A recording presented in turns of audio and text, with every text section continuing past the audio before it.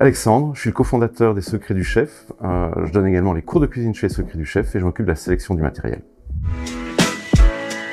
Tu peux cuisiner beaucoup, tu peux cuisiner très peu, et puis ensuite, en fonction du budget ou de ce que tu vas découper, eh bien, il va y avoir un petit décalage, des choses qu'on va faire différemment.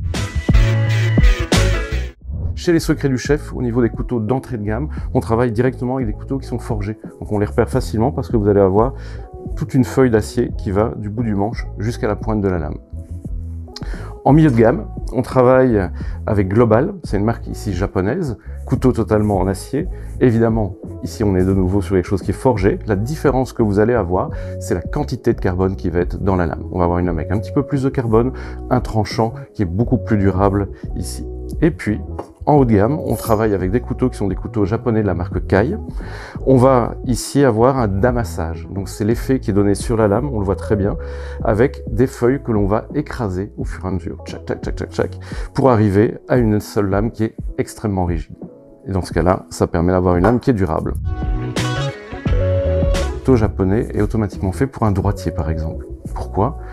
Théoriquement, au Japon, il n'y a pas de gaucher, ça portait malheur. Un couteau d'office, les petits travaux, tu vas commencer à éplucher, découper, hacher un oignon par exemple, ça marche aussi. Et puis l'autre, c'est le demi-chef, couteau beaucoup plus grand, on va s'en servir pour couper un poulet, pour couper des grandes quantités de légumes ou des légumes qui sont un peu plus gros. Donc ça sont vraiment les deux essentiels, un couteau d'office et le chef. Première chose à savoir, effectivement, c'est qu'il y a une différence entre aiguisage et affûtage. De base, ce qu'on fait avec un fusil, c'est de l'affûtage. C'est-à-dire que quand on va passer avec le couteau sur le fusil, on va provoquer une micro-dentelure sur le tranchant. Quand on va ensuite parler plutôt d'aiguisage au sens large, là on peut travailler soit avec des pierres, soit avec des aiguiseurs en céramique, ou alors venir nous confier le couteau, puisqu'on a un service d'aiguisage professionnel. On peut acheter chez nous, effectivement, en magasin ou en ligne. On peut commander en ligne, retirer en magasin. Ça dépend un tout petit peu de votre emploi du temps, de là où vous trouvez aussi. Il est possible de nous appeler. Il y a une hotline qui est en direct.